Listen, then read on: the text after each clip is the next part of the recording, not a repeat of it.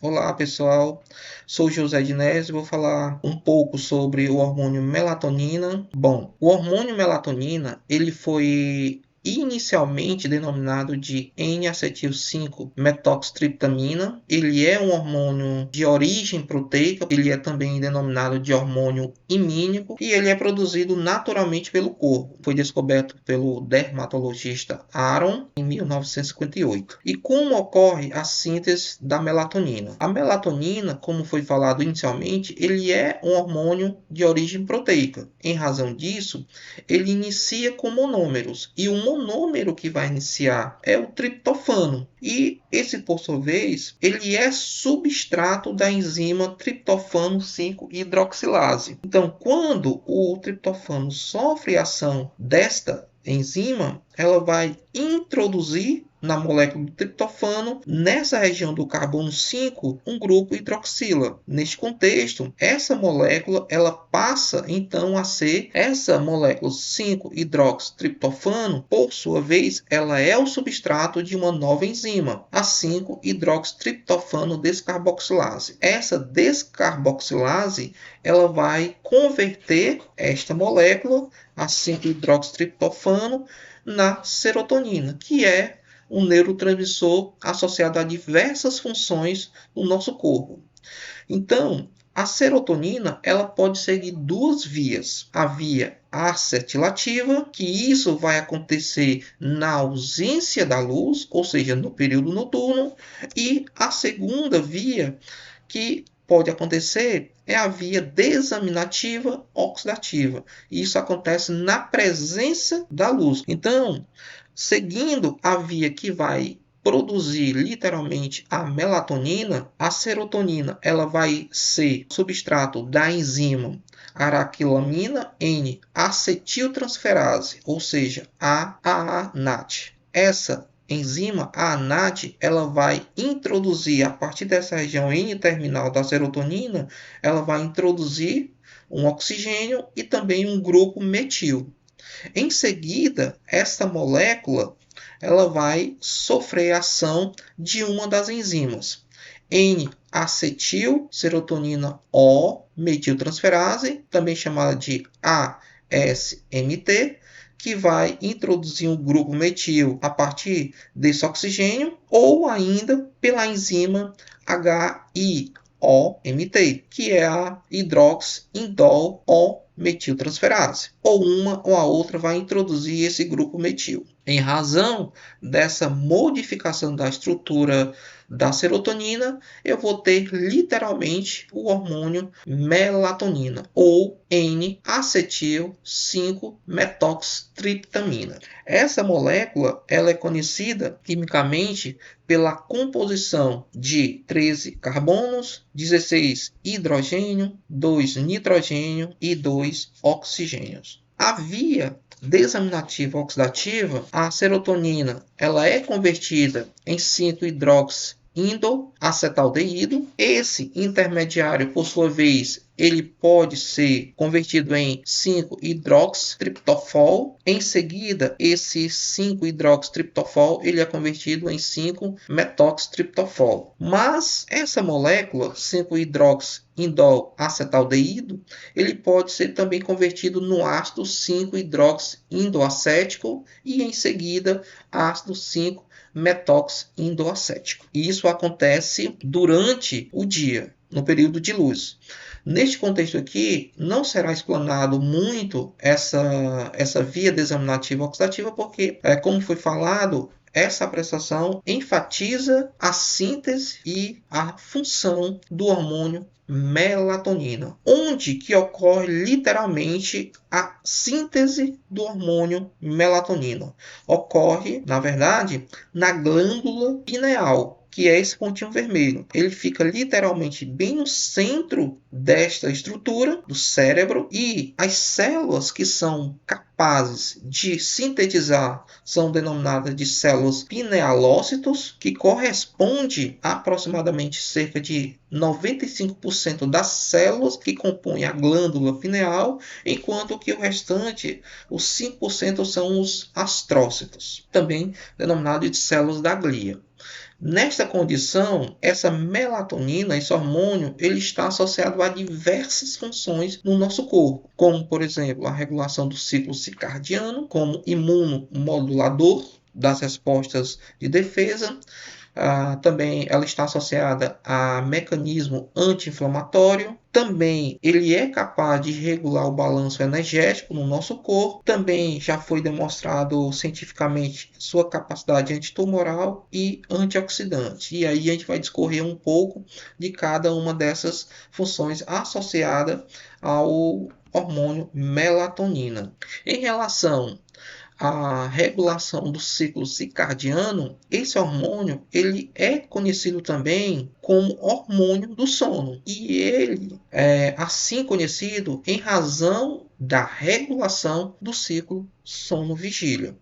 Então, como que isso acontece? No período do dia, a luz é captada pelos nervos ópticos e, em seguida, essas informações são enviadas para o núcleo supraquiasmático. Em seguida, ele demanda informações direcionadas ao núcleo paraventricular. Este, por sua vez, segue a via de informação dos neurônios pré-ganglionares do sistema nervoso autônomo simpático até o núcleo médio lateral, próximo das torácicas 1 a 3. Em seguida, segue de volta via os neurônios pós-ganglionares do sistema nervoso autônomo simpático até o gânglio superior cervical, este seguindo aí via nervo coronariano até a glândula pineal, a glândula que de fato vai sintetizar através das suas células especializadas o hormônio melatonina.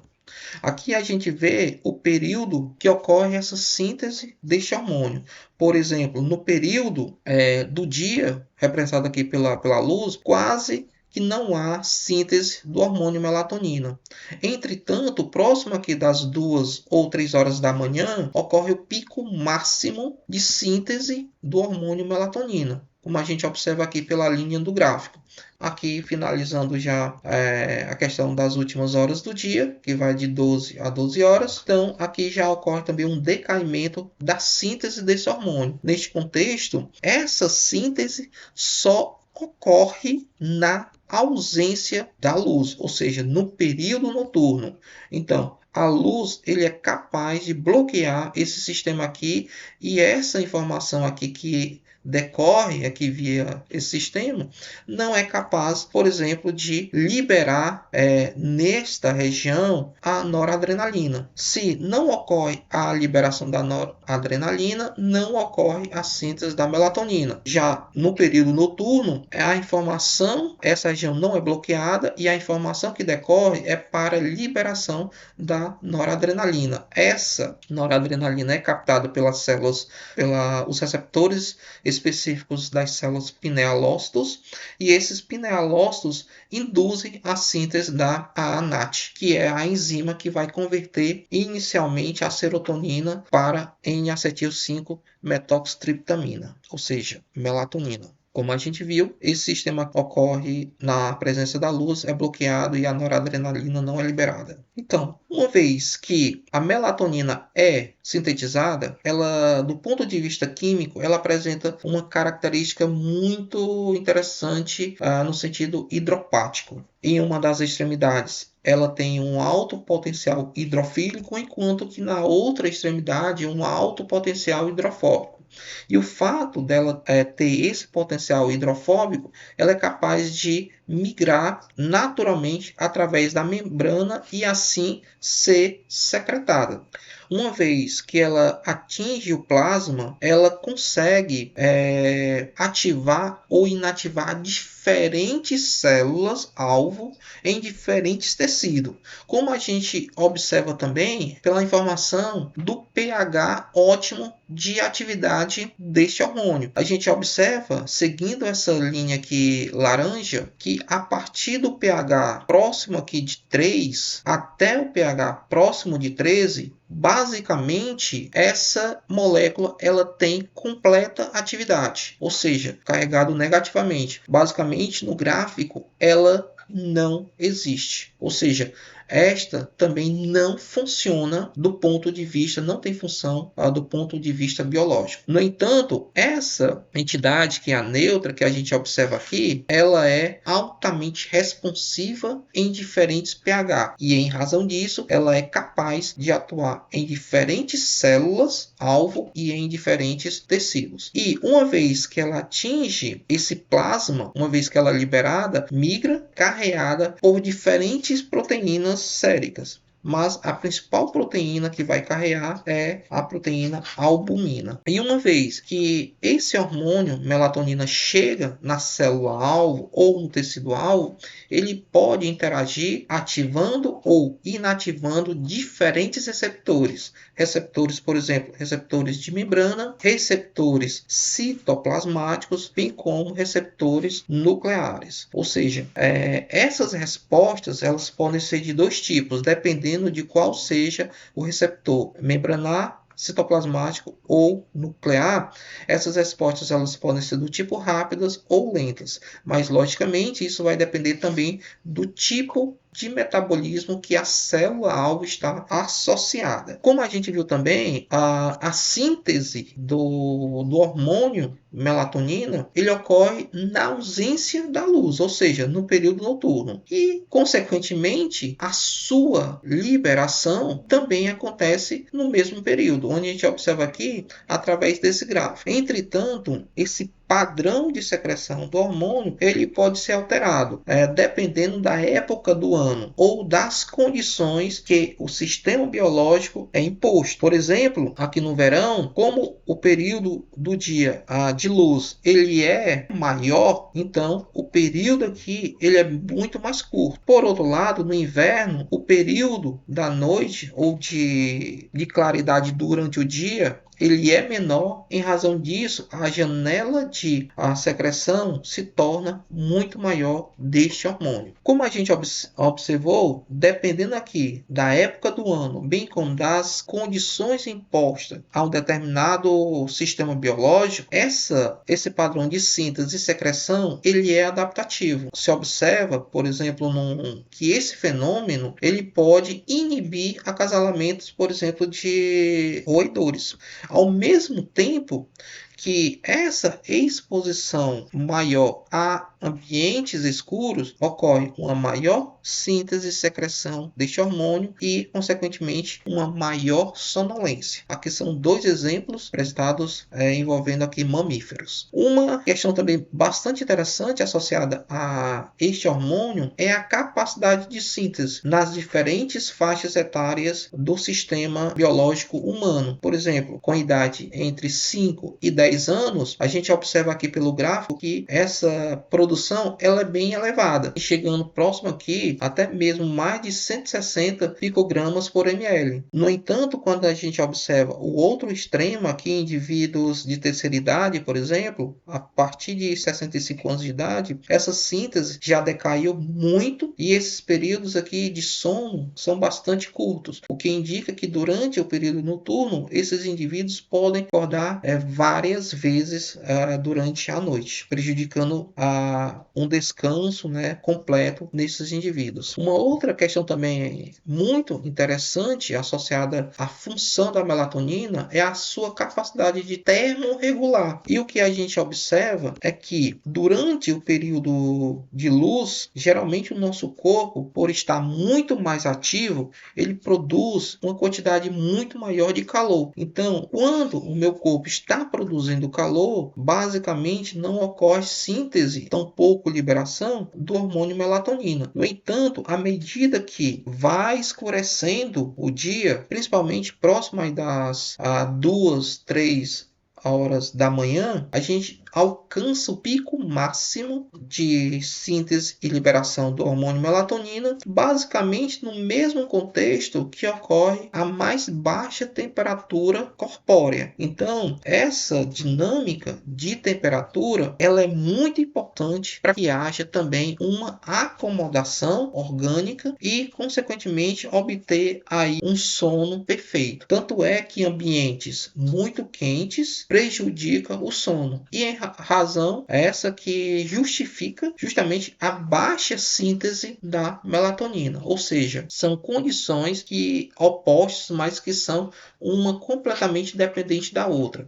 A síntese da melatonina, ela deve acontecer em períodos que o sistema biológico está numa temperatura mais baixa. E essa, por sua vez, é uma condição para que ocorra a síntese da melatonina. E as duas formas sinérgicas induzem um período maior de sonolência e uma acomodação de forma que o sono seja perfeito. Essas condições opostas, mas que trabalham de forma sinérgica, elas começam a se reverter próximo aqui das 4 e 5 horas da manhã, onde a minha temperatura ela já começa a aumentar, enquanto que a síntese do hormônio começa a decair. Em relação à questão da imunomodulação provinda ou emanada a partir da função da melatonina, ela está intimamente associada com a atividade anti-inflamatória, bem como a atividade antioxidante. No contexto da atividade anti-inflamatória, a melatonina ela é capaz de inibir a atividade da NF-κB, bem como dessa outra entidade química chamada de NLRP3. Uma vez que ocorre